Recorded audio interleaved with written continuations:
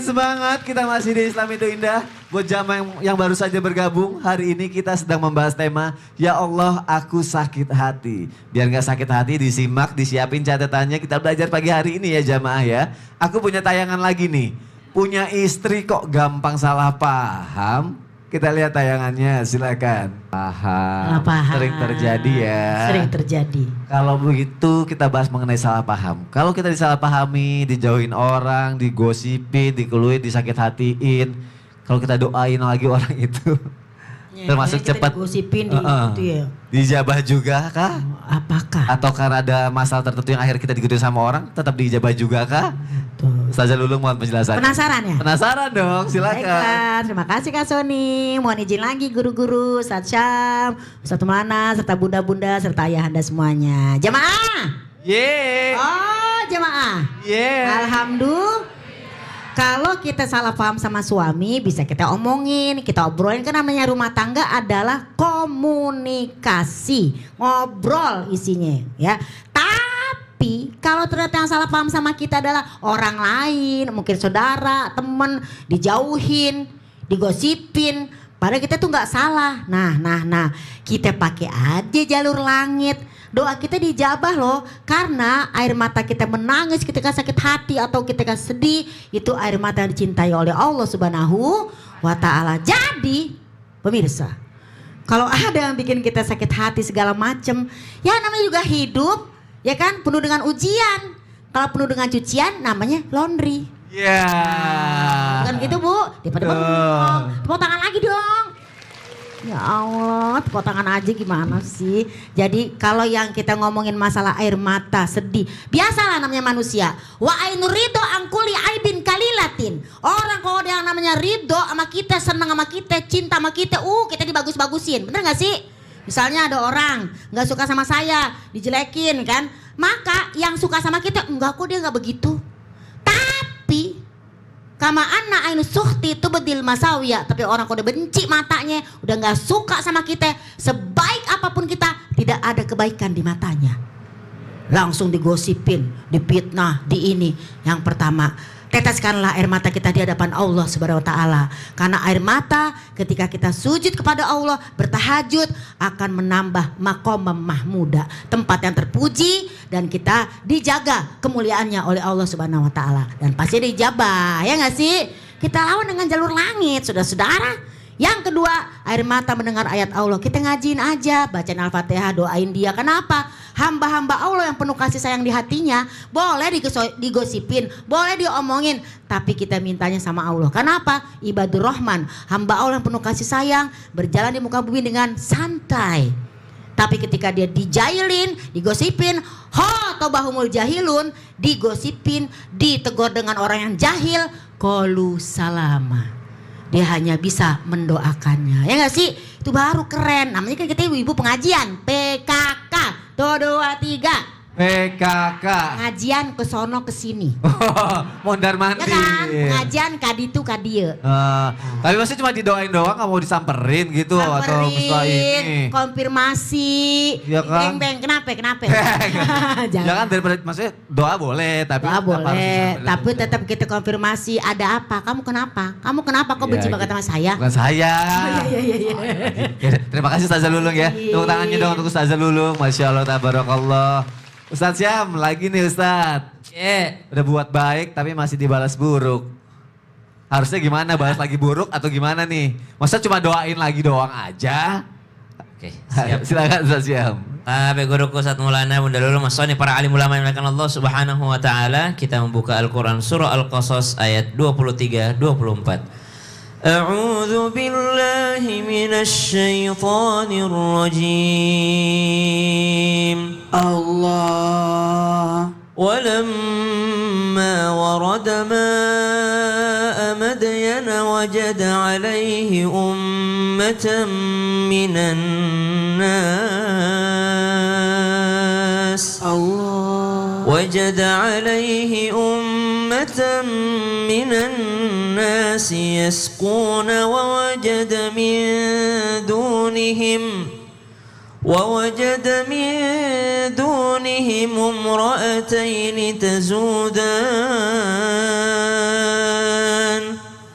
قال ما خطبكما قالتا لا نسقي حتى يصدر الرعاء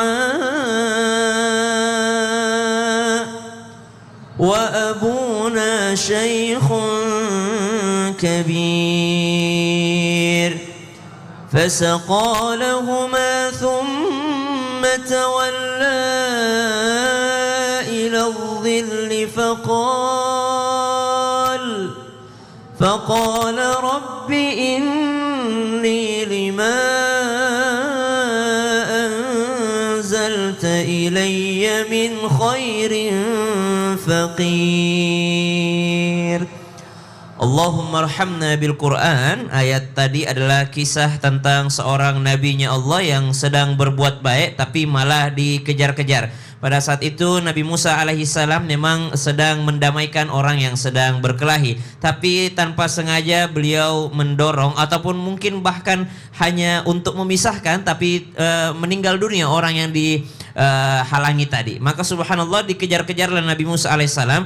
Kebaikannya dibalas dengan keburukan oleh Fir'aun. Subhanallah. Maka apa yang dilakukan oleh Nabi Musa alaihissalam? Yang pertama menghindar terlebih dahulu. Maka Nabi Musa berangkat ke Madian. Ketika berada di Madian, Nabi Musa alaihissalam berdoa kepada Allah Subhanahu wa taala, fasaqalahuma thumma tawalla ila dhilli faqala rabbi inni lima anzalta ilayya min khairin faqir. Maka Nabi Musa berdoa dengan merendahkan dirinya di hadapan Allah serendah-rendahnya, ya Allah ya Rabb, saya fakir. Padahal nyatanya Nabi Musa itu kuat. Nabi Musa itu nabi yang paling kuat, subhanallah. Nabi Musa itu adalah seorang nabi Allah, kalimullah yang bisa ngobrol langsung sama Allah. Tapi lihat, kalau di hadapan Allah tidak ada kekuatan, tidak ada daya, tidak ada upaya. Rabbi inni lima anzalta ilayya min khairin faqir. Mengeluhnya kepada Allah, lalu dikabulkan doanya sama Allah. Jadi berarti walaupun sebenarnya kita kuat bisa membalas, ketika kita meminta sama Allahnya kita harus selemah mungkin gitu ya. Mungkin saya tidak bisa balas ya Allah. Walaupun sebenarnya kita bisa balas. Sebenarnya bisa iya, gitu ya. Nabi Musa tuh sebenarnya bisa balas, bisa tiba-tiba ngalahin Fir'aun aja bisa, cuma kepada Allah merendahkan dirinya. Masya Allah, terima kasih Ustaz untuk penjelasannya. Tepuk tangan lagi untuk kita semua, Masya Allah. Bapak masih semangat? Semangat, semuanya masih semangat? Insya Allah yang di rumah juga ya. Sekarang kita siapkan hati kita, pikiran kita. Kita akan masuk ke segmen Ustadz bercerita. Silakan Ustadz Maulana.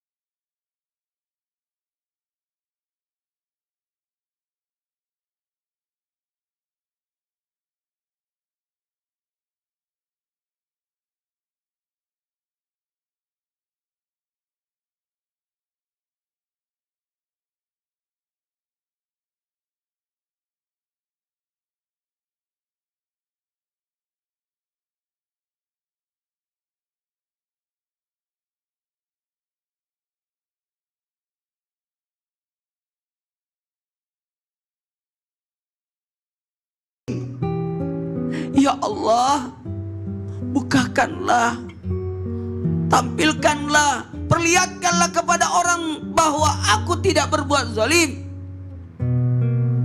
Dan butakan matanya orang yang mengatakan, orang yang memfitnahku, butakan matanya dan masukkan dia di dalam sumur.